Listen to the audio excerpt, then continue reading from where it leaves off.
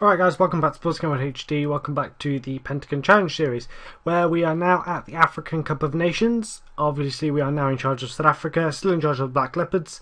Things are progressing quite nicely with them, so we've got to recap how I'm doing with the Black Leopards in the South African Premiership. Then I'll live-com the first African Cup of Nations game. I think it's against Zambia, I think. And then I'll check how we're doing for time, and then I might do the second game on live-com. If not, then I'll live-com the next couple games, because there's 3 group stages. I'll live-com game 2 and 3 in the same episode in the next episode, if that makes any sense. Anyway, if you stuck with that, then onwards to see how we're doing with the Black Leopards. So transfers, because we're now obviously in January, so still going through January actually. A few things have happened, changes. First one, I brought in this guy, who's not too bad. He's not actually played a league game for us yet, and the reason I brought him because of his tackling ability. Physically, he's leaves a bit to be desired, so not great there, but hopefully he'll be okay. Muller Dinder, he's a good left back. He's very good actually, so he's our new first choice left back. This guy is a bit of a tank, I think. He's going to become a bit of a beast for us. 19 years old. Cost us, what did he cost us? Like £30,000. So not too bad. And I brought this guy who's also a bit of a tank. Bit old, 29 years old. When I bought him, I thought he was a lot younger than that. I don't know why. I think it's because he was a new gen face, but obviously I'm so far into the future now. New gens are old players as well, so it's a bit different. Then I've just, a couple of days ago, signed this guy. And I think he's going to be a bit of a beast for us as well because of his tackling, 15, and he's marking at 12, so not too bad there, and physically he's quite good. Now the big difference is I've got rid of a couple of players as well. Yeah, doesn't really matter about those. Thing is, this team, the age of it, I've got the age down now significantly, but it's so old. I've got a lot of expiring contracts, and I've signed a couple of guys to new deals, but to be honest, a lot of them, I mean, I think I've got one player. I think I might have released him now. He had speed or pace, whatever it's called, 2. I've never seen somebody that low. I mean, I couldn't believe that. With regards to how our form's been, obviously I played Amazulu in the last live-com. Then we went on a really good run actually. Didn't lose until we played Ajax. And this Ajax game, Guy, the goalkeeper, got injured. So we played like half a game with a defender in goal. And that was the result that resulted in the goals. And then a little while later we played against Golden Arrows and we lost 2-0 again. This one we did have the goalkeeper back, but got a sending off, so that affected us there. And obviously we had an injury as well. So yeah, it's not too fussed really. Cup games did okay. Got to the semi-finals of the Telecom Knockout Cup thingy. Yeah, got to the semis there, lost to Bidvest Wits, who then went on to lose against, I think it was the Orlando Pirates in the final, so who knows what would have happened if we'd won, but we didn't. But still, form was fairly consistent. Fairly, I say fairly, I wouldn't say it's particularly consistent, but fairly consistent. And consistency is the key in South African leagues, because a lot of the good teams, best result was the Orlando Pirates, beat them 2-1. That was an awesome result. But actually, this game, Super Sport, 3-0. We thumped them 3-0.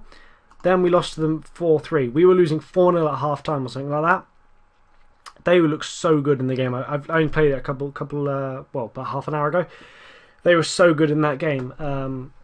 So it's just a real contrast, because we beat them comfortably early in the season. Then they just bounce back and they pick up form or whatever. And it was just difficult. It was a bit odd.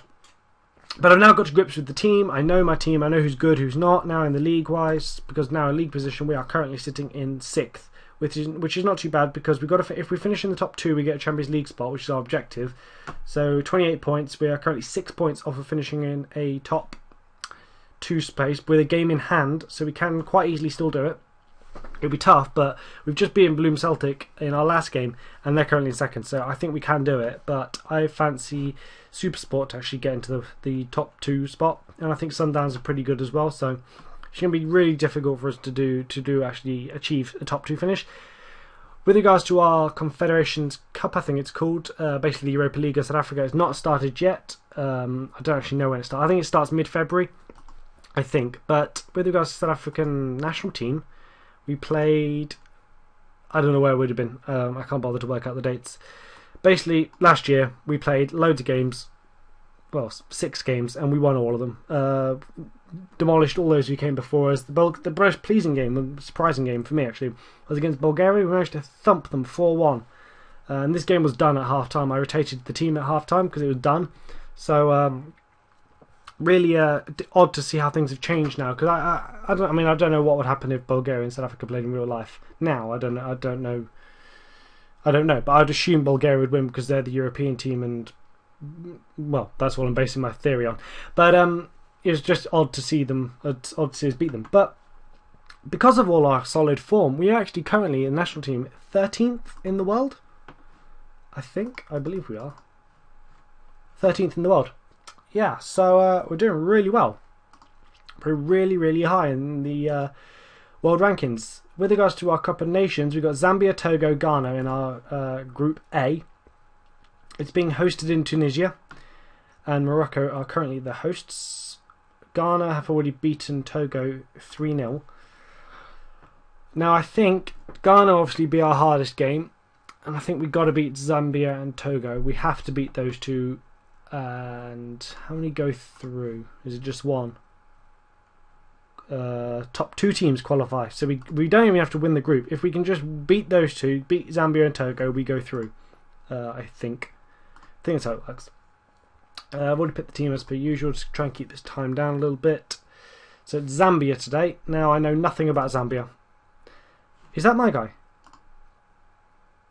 No, that's definitely not my guy. Who is that? Oh, I think I've got a player called Manaka. I think that's what I was thinking of. Shows how little I know about Zambia. Oh, team talk, not great. Okay, why is Keating goal? Oh, I got the assistant to pick the initial squad. I just went over a couple of positions, but I didn't think to look over the goalkeeper. I looked at I think I changed the midfielder. Ah well, hopefully things will be okay. Obviously, last time I played a international tournament was the Asia Cup with Japan, and we did. I'm going to follow the same pattern as I did in that. Try and live com all the games. I think I just missed out one game in that competition because we already won. We already qualified. So 1-0. Good goal by Patosi, was it? Or Patosi, however you want to say it. Good. Right. So it gives us the lead within 15 minutes. With the what's got to do? I've got to make a change. Put him on. Tell him I think he's great. Nothing to make a difference. Oh well.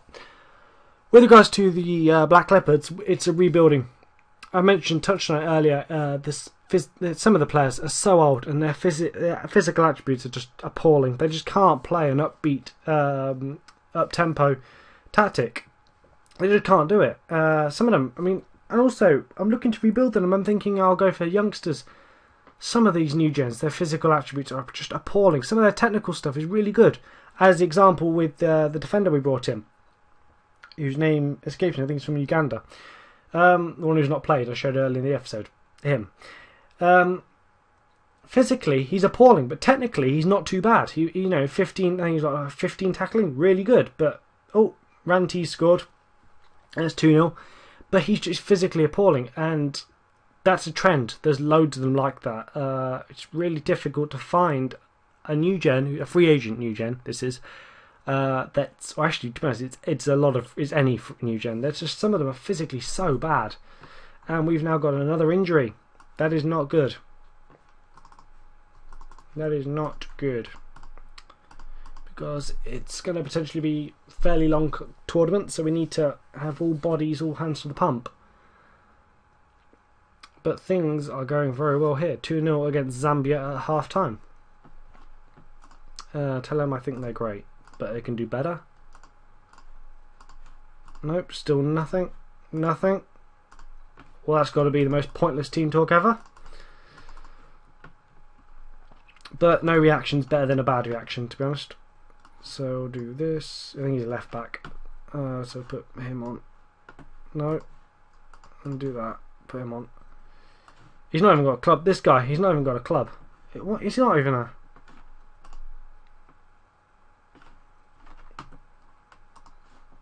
Okay, we won't go with him. We'll go with the guy I originally put on. I think he plays for Bournemouth, that guy does.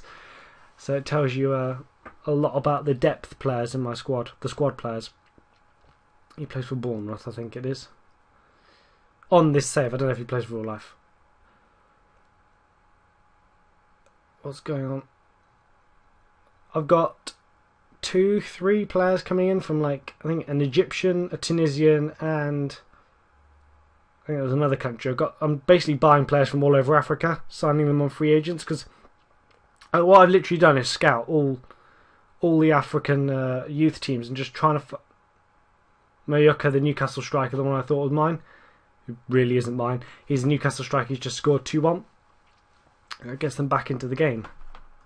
But I've been just trying to find anybody, young players who I can sign either dirt cheap or on a free, who are like wonder kids. And I found a couple, but they're just not interested. I think Egypt have got quite a few, and they really, really are just not interested.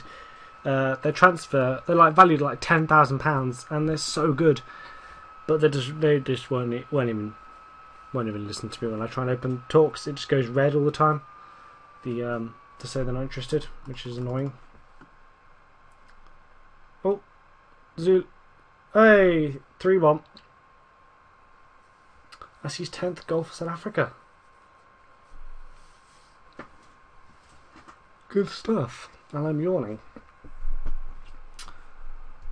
Come on. Is that it? Are we through?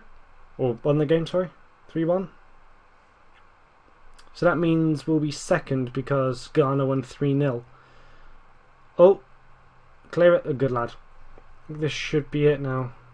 5. That's it. Result. Good. We won. That's all that matters. The points are in the bank. Good.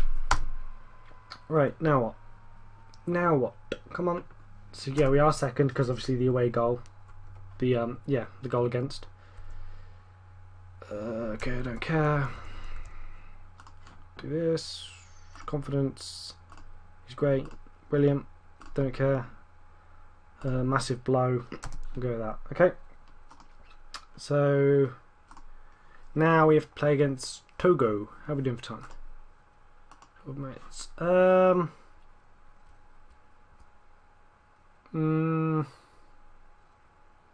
No, I'm going to wrap up this episode here, and I'll do the Togo and Ghana game in a live com on the next episode, I think, which will be pretty much straight after this, because remember, for the Asia Cup one with Japan, I uploaded all the episodes that involved that competition, all one after the other. So I'll do the same thing for this. So you'll be able to just go straight on to the next episode and watch those games. So there's no problem there. So I'm going to wrap up this episode here. So leave a like for the win against Zambia and how we're progressing with the Black Leopards, and I will see you guys for the Togo game.